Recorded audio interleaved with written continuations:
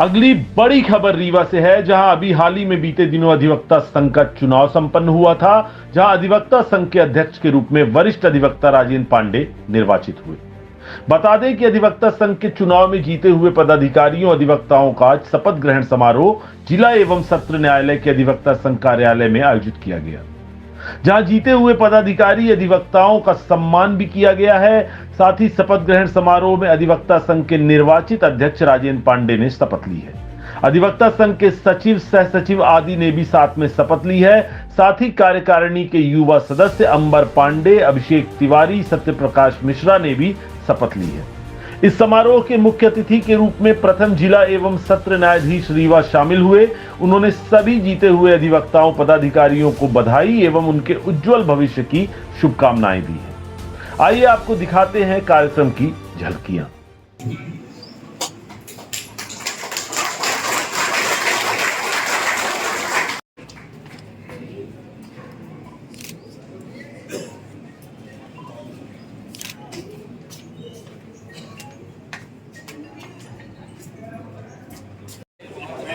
मैं देवशंकर ओझा जिला अधिवक्ता संघ रीवा मध्य प्रदेश के सभी पद पर निर्वाचित हुआ हूँ व सत्यनिष्ठा से प्रतिज्ञा करता हूँ कि विधि द्वारा स्थापित अधिवक्ता संघ रीवा मध्य प्रदेश के संविधान के प्रति सच्ची श्रद्धा और निष्ठा रखूंगा तथा जिस पद को मैं ग्रहण कर रहा हूँ। श्री संजीव सिंह जी स्वागत करें। सत्यप्रकाश मिश्रा जी मानक स्वागत करें। अभिभाषक संघ के कार्यक्रम में आपने हम सब न्यायाधीशों को इस उपस्थिति का अवसर देकर अनुप्रेरित किया। हमें आपके इस आयोजन की रूपरेखा, रीवा रियासत की महान विरासत को आप संभाले हुए आपका व्यक्तित्व निश्चित रूप से रीवा क्षेत्र के बाहर के लोगों के लिए रीवा एक हमेशा से गरिमा और उत्सुकता का विषय रहा है। ये वास्तव में रीवा इसलिए भी प्रसिद्ध रहा है कि इसने अपनी विरासत को आज भी संभाल के रखा हुआ है। मैं जहां तक कह सकता हूँ, मैंने मध्य प्रदेश के सभी क्षेत्रों में अपना सेवा काल किया है, पर लेकिन हम प्राचीन परंपराओं, पद्धतियों, आदर, सत्कार, रीति रिवाज को जिस प्रकार आज भी निभा रहे हैं, जिन संस्कारों को रीवा का क्षेत्र आज भी निभा रहा है, वह निश्चित रूप से काबिल तारीफ है। आपको संख्या बल में रीवा अभिभाषक संघ एक विशिष्ट स्थान रखता है, उसी प्रकार प्रकरणों की संख्या के संबंध में भी रीवा एक विशिष्ट स्थान रखता है।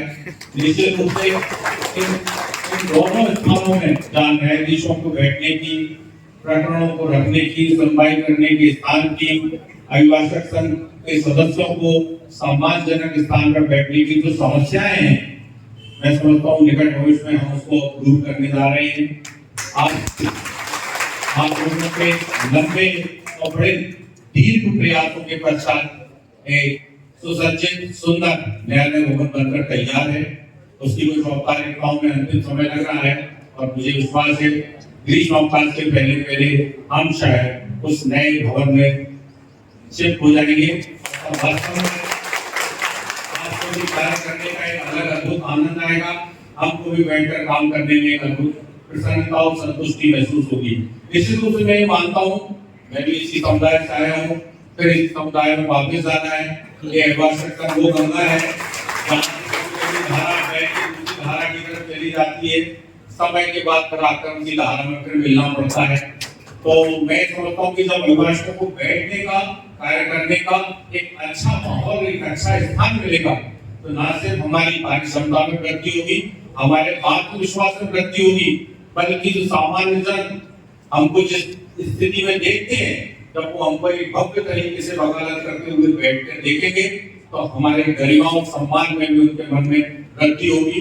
मैं आशा करता हूँ अभिभाषक संघ की नई कार्यकारिणी अपनी उस प्राचीन गरिमा और सौम्यता को बनाए रखते हुए नए न्यायालय भवन में आप लोगों को सफलतापूर्वक बिना किसी विघ्न बाधा के प्रवेश कराए और हम सब मिलकर एक नए परिवार के रूप में नए भवन में शीघ्र प्रवेश करें, मेरी ऐसी कामना है। मैं नवीन निर्वाचित अभिभाषक संघ रीवा को अपनी ओर से, अपने समस्त सम्मानीय न्यायाधीशों की ओर से बहुत बहुत शुभकामनाएं और बधाई देता हूँ। बहुत धन्यवाद।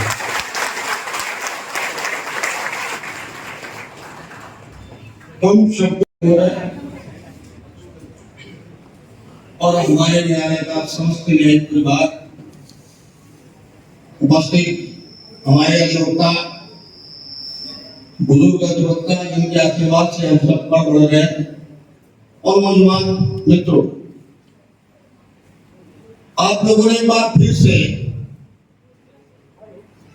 मुझे तो निर्वाचित किया ही और हमारे साथ 10 नए कार्यकर्ताओं को भी, अधिवक्ताओं को भी पदाधिकारी के रूप में चयनित किया है।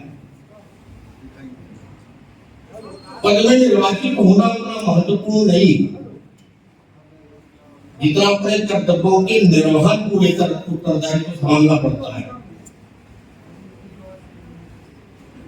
जो भी निर्वाचित हुआ है, चाहे वो अध्यक्ष हो और चाहे 5 समिति का सदस्य हो, 24 घंटे उसके मन में ये होना चाहिए कि हमारे अधिवक्ता का कल्याण किस आधार पर और कैसे होगा। व्यक्ति और अहम स्व को छोड़ना पड़ेगा। अगर संगठन चलाना है तो स्व को छोड़कर समुदाय के बारे में सोचना पड़ेगा। अभी हमारे मुख्य अतिथि महोदय बता रहे कि हमने अपनी पुरानी विरासत और परंपराओं को जीवित रखा है, और हमेशा ये ध्यान रखना चाहिए कि रीवा विधि की संस्कार वाली, जिसने जीपी सिंह जैसा और जस्टिस जे.एस. वर्मा जैसा न्यायाधीश इसी रीवा ने दिया है।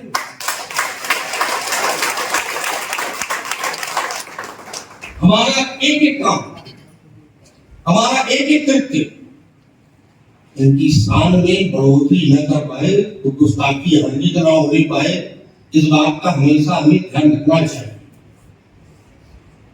नई पीढ़ी आई है, आती रहेगी, ये शिष्ट का नियम है, और नई पीढ़ी पुरानी पीढ़ी से संस्कारों की सीख ले। अधिवक्ता व्यवसाय के प्रति जुनून पैदा करे, कानून की किताब में डूबने की आदत डाले, 60 पर चलने की परंपरा से अपने आप को बचाते हैं, और तभी हम विधि के संसार में सशक्त हस्ताक्षर बन पाए। यहां कोई शारीरिक रास्ता नहीं, बिना मेहनत के संसार में कुछ भी पाया नहीं जा सकता।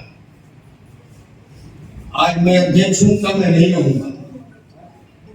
मेरे पहले भी पता नहीं कितने अध्यक्ष आए और बाद में भी कितने अध्यक्ष आएंगे, लेकिन मेरा प्रयास हमेशा यही रहता है कि हमारे अधिवक्ता को अपने व्यवसाय में किसी तरह की तकलीफ ना हो, कोई कमी ना हो, कोई उनके इस 6 घंटे 7 घंटे के समय में किसी तरह की कोई तकलीफ से उनको सामना न करना पड़े। इसलिए हमने आपको इसका अनुभव बनाया है, हमारी समिति को निर्वाचित किया है, और मैं अपने नवनिर्वाचित कार्य समिति की ओर से सभी अधिवक्ताओं को आश्वस्त करना चाहता हूं, और अपने समस्त न्यायिक परिवार को भी आश्वस्त करना चाहता हूं। हम ये जानते हैं कि हम और हमारी चुनाव नहीं हो सकते। अगर आपका सम्मान है तो हमारा सम्मान बने, और अगर हमारा सम्मान है तो आपका भी सम्मान बना रहे। और ये जो गाड़ी है, इसकी चलाने की सही जवाबदारी हम सब मिलकर उठाएंगे। आज हमारा सौभाग्य कि समस्त न्यायिक परिवार हमारे बीच में हमें आशीर्वाद देने के लिए आया है। हम उनका तहे दिल से हार्दिक स्वागत, अभिनंदन, वंदन करते हुए, और एक बार मैं अपनी नवनिर्वाचित कार्य समिति की ओर से उनका स्वागत करते हैं, और आप सबसे निवेदन करते हैं कि हम अपने न्यायिक परिवार को अपना माने, उनके प्रति मन में किसी तरह का वैमनस्य न रहे, उनसे कुछ सीखने को मिलता है, उनसे कुछ जानने को मिलता है, उनसे अगर समझ में नहीं आता तो उसे कूदना चाहिए। और मैंने तो देखा कि 25 साल पुराना मैं रजिस्ट्रेशन मेरा हो गया, वो चाहती है कि बढ़े आगे, ये सशक्त बने, विधि संपन्न बने। आवश्यकता है कि अगर कहीं मांगने जाना है तो मांगना तो सर छुपा के पड़ता है, मांगने के लिए आम के साथ नहीं जाया जा सकता। इसलिए मैं आपसे निवेदन करता हूं, जहां भी सीखना हो वहां सीखना चाहिए, और जहां अपनी विद्वता बतानी हो और बतानी चाहिए। एक बार पुनः सबका स्वागत करते हुए, अभिनंदन करते हुए